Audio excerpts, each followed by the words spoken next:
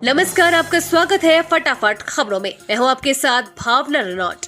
आज हम लेकर आए हैं हरियाणा के हर छोटे बड़े शहर की सबसे तेज और ताजा खबरें। तो चैनल को सब्सक्राइब कीजिए और वीडियो को कहां से देख रहे हैं कमेंट बॉक्स में बताएं।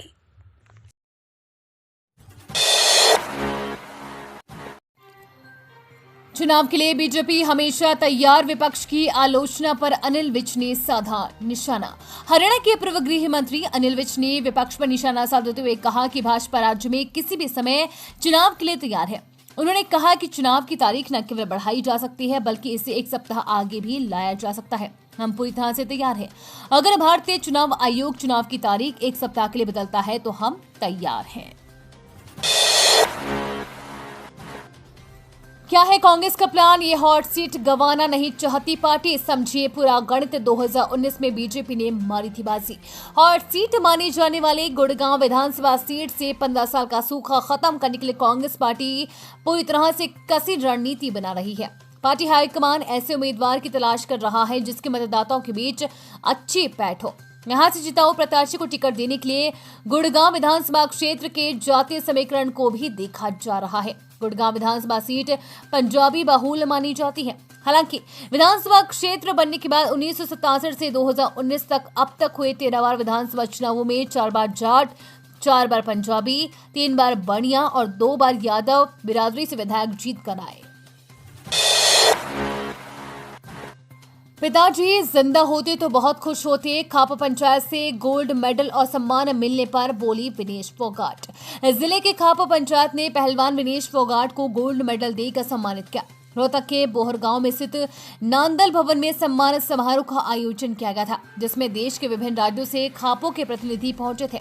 जम्मू कश्मीर से लेकर राजस्थान, मध्य प्रदेश, दिल्ली, पंजाब और हरियाणा के विभिन्न खापों के प्रतिनिधियों ने संबोधित किया। इस दौरान उन्होंने अपने 30वें जन्मदिन पर केक काटा। अधिकतर खाप प्रतिनिधियों ने कहा कि विनेश फोगाट गोल्ड मेडल की हकदार थी, लेकिन पेरिस ओलंपिक में उसे साजिश के तहत अयोग्य घोषित करवा दिया गया। खाप प्रतिनिधियों का इशारा भारत सरकार और बृजभूषण शरण सिंह की तरफ रहा।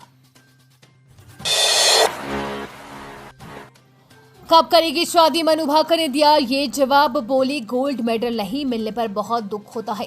पेरिस ओलंपिक 2024 में 2 मेडल जीतने वाली निशानेबाज मनु भाकर अपने परिवार और प्रशंसकों के साथ आज झज्जर पहुंची है। इसके बाद भी अपने गांव गोरिया गई है। गोरिया में मनु भाकर के सम्मान में कार्यक्रम आयोजित किया गया था।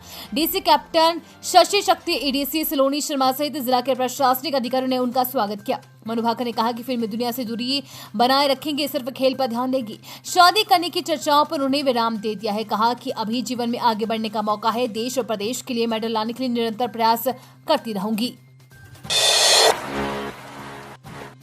नोटिस के बाद भी नगर परिषद की दुकानों का नहीं मिल रहा किराया, अब तक 7 करोड़ का बकाया।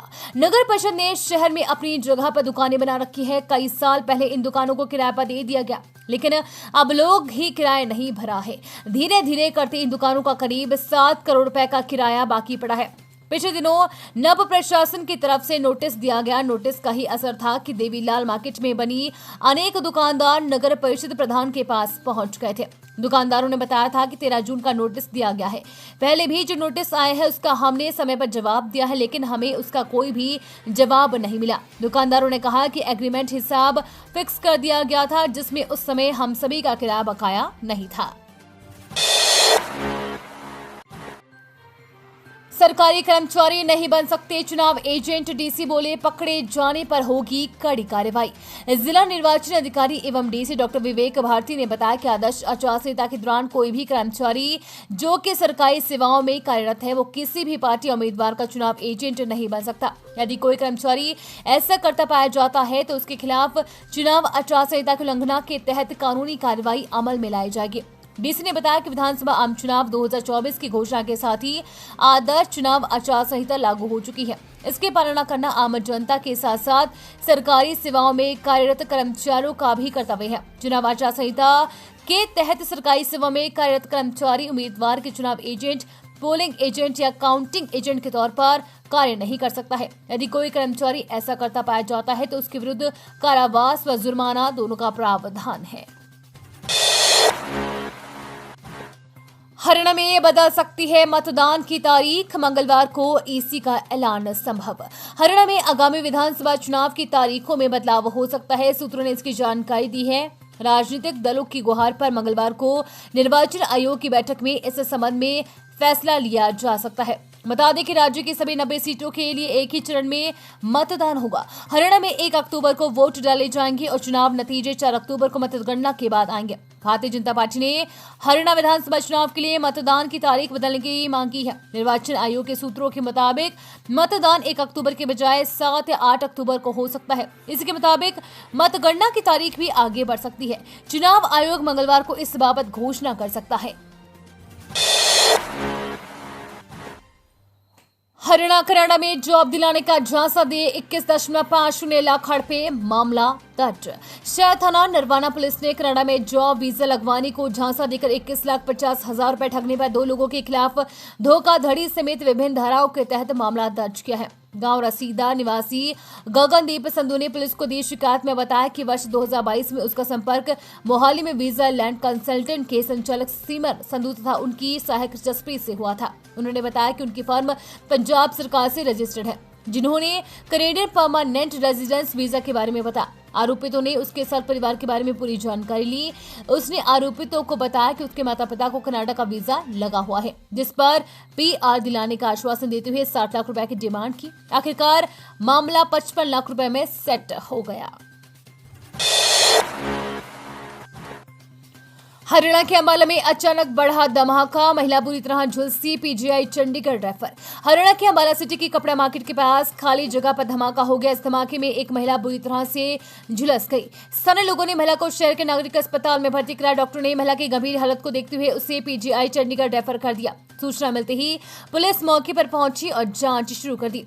सारे लोगों ने बताया कि कपड़ा मार्केट के पास जिस जगह धमाका हुआ है वहां पर अक्सर कचरा पड़ा रहता है। 35 वर्षीय महिला सुबह 10 बजे करीब यहां पर किसी कार्य से आई थी, तब धमाके की आवाज आई। जब स्थानीय लोगों ने जाकर देखा तो महिला के शरीर में आग लगी हुई थी। आग को बुझाने के बाद महिला को एम्बुलेंस बुलाकर नागरिक अस्पताल भेजा गया। वहीं पुलिस को घटना की जानकारी दी है। बताया जाता है कि महिला शहर के स्वामिया मोहल्ला की रहने वाली है। सोनीपत में युवक की हत्या, हमलावरों ने पहले डंडों से पीटा, फिर धारदार हथियार से मारा, परिवार का रंजिश से इनकार। सोनीपत के गांव राठधना के पास सेक्टर 4 खेल कॉम्प्लेक्स से आगे हमलावरों ने बाइक सवार युवक की धारदार हथियार व डंडे से हमला कर बेरहमी से हत्या कर दी। वो मायके आई बहन को उसके ससुराल जाने के लिए बाइक पर बिठाकर सोनीपत बहालगढ़ रोड पर काली माता मंदिर के पास छोड़ने आए थे। बहन को ऑटो में बिठाकर वापस गए तो हमलावरों ने वारदात को अंजाम दिया। सूचना के बाद ACP राज्यपाल व पुलिस टीम मामले की जांच में जुट गई है। गांव रठधाना निवासी प्रदीप कुमार सफाई का कार्य करते थे। उनकी बहन सुशीला रक्षाबंधन पर अपने मायके आई थी। वह रविवार दोपहर को अपने ससुराल कथुरा जाने के लिए भाई प्रदीप कुमार के साथ बाइक पर निकली थी। प्रदीप ने अपनी बहन को बहालगढ़ सोनीपत रोड स्थित काला माता मंदिर के पास से ऑटो में बिठा दिया था, जिसके बाद वो वापस घर आ रहे थे। ये थी आज की फटाफट खबरें। हम मिलेंगे अगले बुलेटिन में, तब तक के लिए धन्यवाद और जय हिंद।